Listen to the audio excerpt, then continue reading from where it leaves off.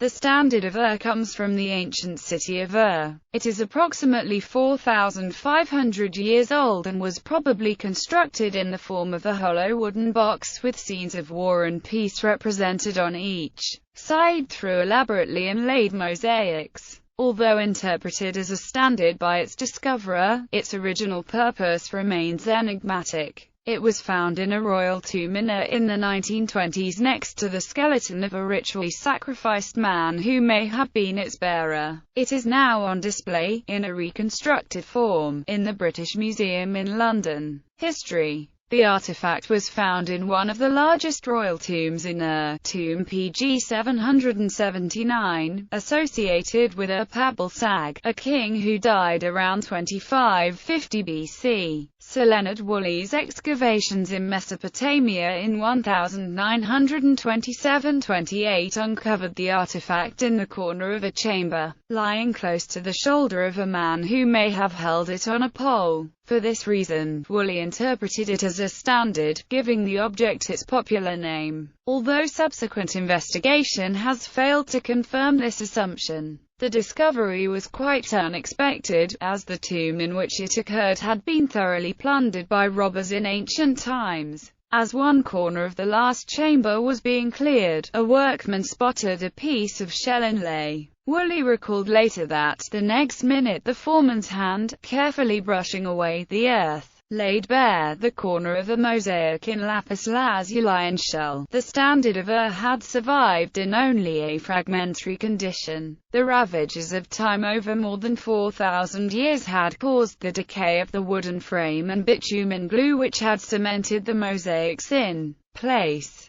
The weight of the soil crushed the object, fragmenting it and breaking its end panels. This meant that excavating the standard was a challenging task. Woolley's excavators had been told to look for hollows in the ground created by decayed objects and to fill them with plaster or wax to record the shape of the objects that had once filled them, rather like the famous plaster casts of the victims of Pompeii. When the remains of the standard were discovered by the excavators, they found that the mosaic pieces had kept their form in the soil, while their wooden frame had disintegrated. They carefully uncovered small sections measuring about 3 square centimeters and covered them with wax, enabling the mosaics to be lifted while maintaining their original designs. Description. The present form of the artifact is a reconstruction, presenting a best guess of its original appearance. It has been interpreted as a hollow wooden box measuring 21.59 centimeters wide by 49.53 centimeters long, inlaid with a mosaic of shell, red limestone and lapis lazuli. The box has an irregular shape with end pieces in the shape of truncated triangles, making it wider at the bottom than at the top,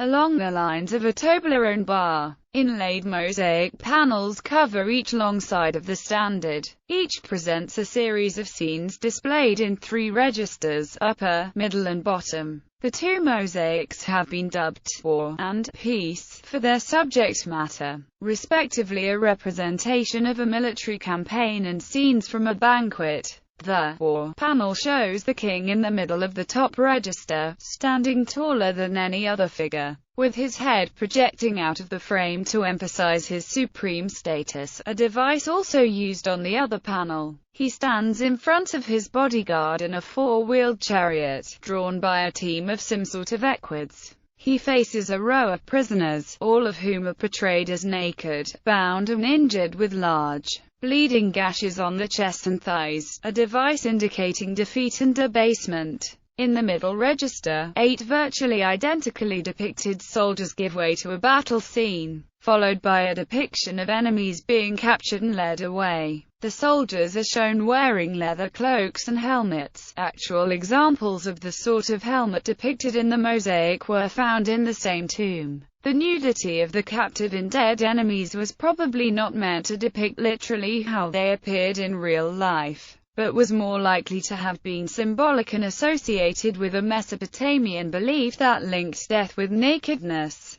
The lower register shows 4 chariots, each carrying a charioteer and a warrior and drawn by a team of 4 equids. The chariots are depicted in considerable detail. Each has solid wheels and carries spare spears in a container at the front. The arrangement of the equids reins is also shown in detail, illustrating how the Sumerians harnessed them without using bits, which were only introduced a millennium later. The chariot scene evolves from left to right in a way that emphasizes motion and action through changes in the depiction of the animal's gait.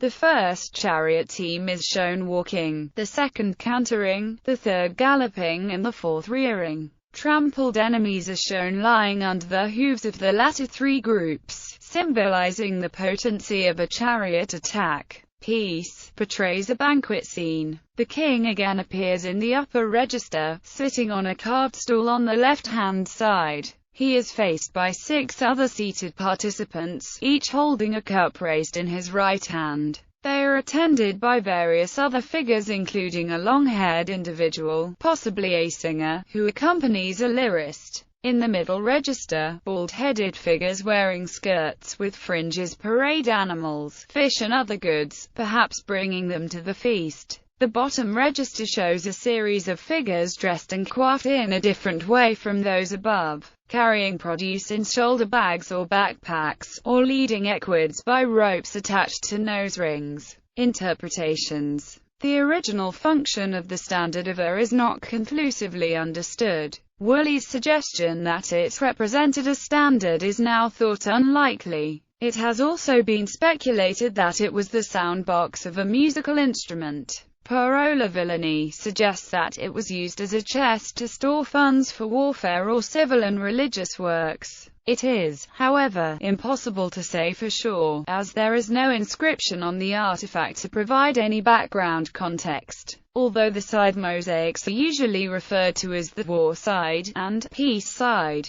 they may in fact be a single narrative, a battle followed by a victory celebration. This would be a visual parallel with the literary device of merism, used by the Sumerians, in which the totality of a situation was described through the pairing of opposite concepts. A Sumerian ruler was considered to have a dual role as a lugal and an en or civic, religious leader, responsible for mediating with the gods and maintaining the fecundity of the land. The standard ovar may have been intended to depict these two complementary concepts of Sumerian kingship. The scenes depicted in the mosaics were reflected in the tombs where the standard was found. The skeletons of attendants and musicians were found accompanying the remains of the kings, as was equipment used in both the war and peace scenes of the mosaics. Unlike ancient Egyptian tombs, the dead were not buried with provisions of food and serving equipment. Instead, they were found with the remains of meals, such as empty food vessels and animal bones.